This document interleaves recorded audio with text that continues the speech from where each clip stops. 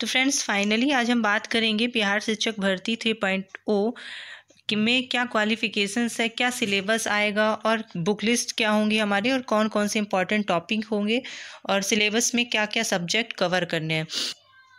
तो जो पीआरटी होगा, पीआरटी यानी कि लेवल 1 to 5 जो 1 से 5 तक की क्लास के बच्चों के का जो हमारा सिलेबस है, जो क्वालिफिकेशन है वो हमारा बीटीसी होना चाहिए, डीएलएड होना चाहिए या सीटेट होना चाहिए।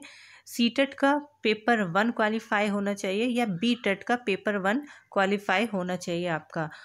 और अदर स्टेट वालों के जो है वो सीटेट में 90 मार्क्स होने चाहिए यानी कि 60%, क्योंकि अदर स्टेट वाले जो भी SC ST हैं या OBC हैं वो सभी जनरल में काउंट होंगे, इसलिए आपके 90 मार्क्स होना अनिवार्य है। और बहुत सारे बच्चे इसी तरह पहले ही जब ये फॉर्म फिल किए गए थे तो बहुत सारे फॉर्म रिजेक्ट हो गए थे, इसलिए जितने भी आपके अदर स्टेट वाले हैं वो जनरल में काउंट होंगे और 90 नंबर यानी कि 60% मार्क्स उनके होने चाहिए।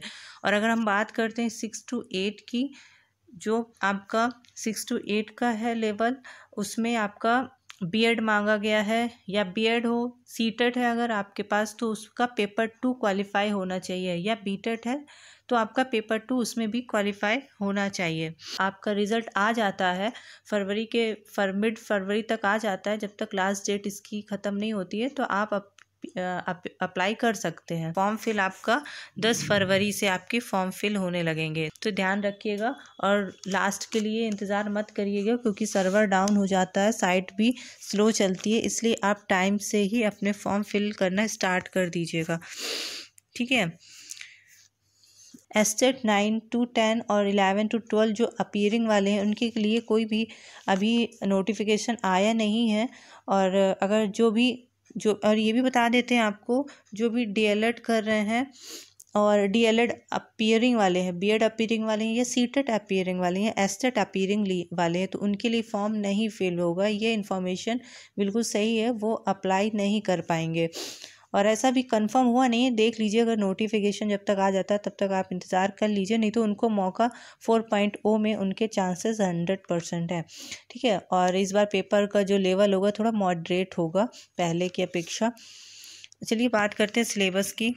जो पीआरटी लेवल 1 to 5 के लिए उसमें टोटल 150 मार्क्स का क्वेश्चन होंगे, यानी 150 मार्क्स का पेपर होगा वो। इसमें कोई निगेटिव मार्किंग नहीं है, निगेटिव मार्किंग के लिए बोला गया है, इसमें नहीं है निगेटिव मार्किंग, तो आप पेपर अच्छे से दे सकते हैं।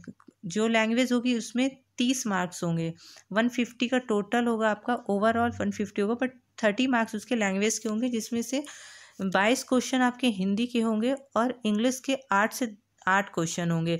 इसी में 19-20 हो जाता है, बट इतने ही हिंदी के ज़्यादा आते हैं, इंग्लिश के क्वेश्चन कम रहते हैं। ओवरऑल आपको इन दोनों में से आपको 9 मार्क्स अगर आप क्या जाते हैं तो आप पेपर पास कर लेंगे हिंदी का, लैंग्वेज का। तो लैंग्वेज की टेंशन नहीं है क्योंकि आपको केवल 9 ही नंबर पास करने हैं। 30 का टोटल मार्क्स होते हैं और 9 ही नंबर आपको इसमें लाने हैं, आप पास हो जाओगे, ठीक है। तो इसमें ज़्यादा टाइम देने की ज़रूरत नहीं है। इसमें जो भी टाइम देंगे वो अपना सेकंड पेपर के लिए टाइम वेस्ट, जो भी फर्स्ट पेपर में टाइम देंगे वो अपना टाइम वेस्ट मत करें, फर्स्ट पेपर के लिए अपना टाइम वेस्ट मत करें, सेकंड पेपर पे ध्यान दें जिससे मेरिट बननी है। फर्स्ट पेपर जो लैंग्वेज का है उससे मेरिट नहीं बननी, केवल क्वालिफाइंग नेचर का पेपर है। जो आपका सेकंड पेपर है जिससे मेरिट बननी है वो 120 मार्क्स का होगा, 120 मार्क्स का होगा, जिसमें हमारा मैथ आएगा, मैथ्स के क्वेश्चन होंगे, रीजनिंग के क्वेश्चन होंगे और हमारे करंट अफेयर्स के क्वेश्चन होंगे, जीके जीएस आएगा, सोशल स्टडीज़ से क्वेश्चन बनेंगे हमारे, और ये टॉपिक दिया है भारतीय राष्ट्रीय आंदोलन से क्वेश्चन बनेंगे। ज्योग्राफी से पिछली बार बहुत सारे क्वेश्चन आए थे, इन्वायरमेंटल स्टडी से भी आपके क्वेश्चन आएंगे। तो पिछली बार जो प्रीवियस ईयर का क्वेश्चन पेपर जब आप उठाएंगे तो आपको पता चल जाएगा कि किस तरह के क्वेश्चन और किस टाइप के क्वेश्चन कितने मार्क्स के आए थे, कहाँ से पूछे गए थे। तो मैंने जब एनालिसिस किया तो उसमें पता चला मैथ के 16 क्वेश्चन आए थे प्रीवियस ईयर में, रीजनिंग के भी 16 क्वेश्चन थे, करंट अफेयर और जीके जीएस को मिला के 30 मार्क्स के क्वेश्चन थे। इसमें पूरा आपका करंट अफेयर और जीके जीएस में ओवरऑल इनको मिला के 30 क्वेश्चन थे। सोशल स्टडीज़ के भी क्वेश्चन थे, भारतीय राष्ट्रीय आंदोलन से भी क्वेश्चन पूछे गए थे। सबसे ज़्यादा ज्योग्राफी के क्वेश्चन थे हमारे, और इन्वायरमेंटल के क्वेश्चन थे। इकोनॉमिक्स से क्वेश्चन एक दो क्वेश्चन पूछे गए थे, तो इसलिए इकोनॉमिक्स में अपना टाइम वेस्ट ना करें एक दो क्वेश्चन के लिए। तो ज़्यादा से ज़्यादा आप इन टॉपिक पे ध्यान दीजिएगा, फोकस करिएगा।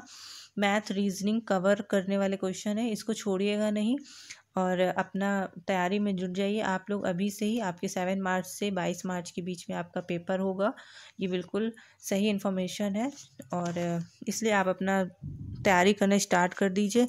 और अपना जो बुक लिस्ट है, बुक लिस्ट के बारे में ये कहेंगे कि 10th क्लास की जो NCERT और SCERT की बुक्स हैं उससे आप प्रिपरेशन करिए। NCERT और SCERT, इन दो बुक से आप क्लास 10 तक की क्लास की आप कंप्लीट कर लीजिए। मैथ रीजनिंग क्वेश्चन भी और करंट मैथ रीजनिंग के क्वेश्चन आप NCERT SCERT से देख लीजिए।